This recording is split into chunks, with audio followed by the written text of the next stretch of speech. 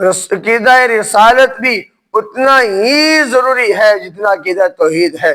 جس طرح اللہ رب العزت کو اس کی ذات میں، صفات کے تقاضوں میں، اس کی تمام صفات کے ساتھ اس کو ماننا ضروری ہے۔ جو بندہ اللہ کی صفات میں سے کسی کا انکار کرے، اللہ کی صفات کے اوپر حق نہ مانے، وہ بندہ بھی مومن نہیں رہتا، وہ بندہ بھی دائرہ اسلام سے خارج ہو جاتا ہے۔ اسی طرح جو انبیاء پر ایمان نہ لائے یا ان کی نبوت اور رسالت کا اقرار تو کرے، لیکن جو اللہ نے اپنے انبیاء کو نشانیاں عطا فرمائی ہیں، ان کو جو کمالات عطا فرمائے ہیں، اللہ نے انہیں جو وظائف، جو صحیفے اور کتابیں عطا فرمائی ہیں، اگر ان کا انکار کرے تو پھر بھی وہ شخص دائرہ اسلام سے خارج ہے۔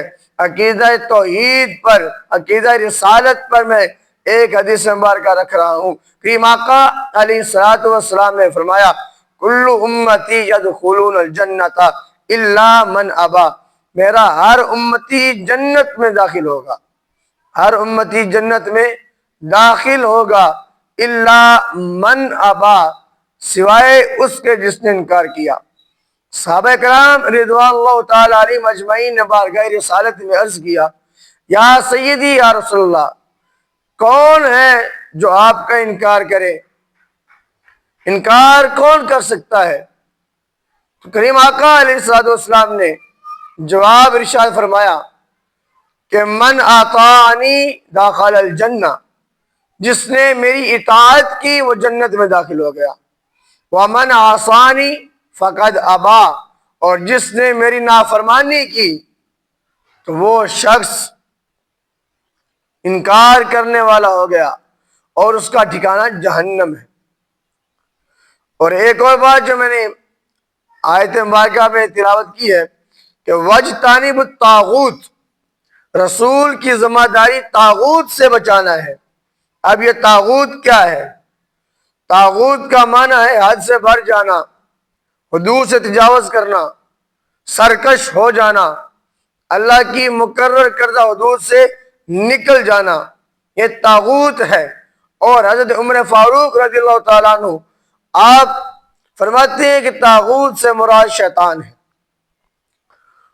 اور امام ابن کثیر رحمہ اللہ تعالیٰ علیہ آپ نے لکھا ہے کہ ہر وہ چیز جو اللہ کی عبادت سے انسان کو دور کر دے، اللہ کے غیر کی عبادت میں انسان کو مصروف کر دے، وہ طاغوت میں آتی ہے۔ المختصر یہ ہے کہ تمام گناہ، شرک ہے، بت پرستی ہے، شیطان کی پیروی ہے، یہ تمام جو گناہ ہیں یہ طاغوت میں آتے ہیں۔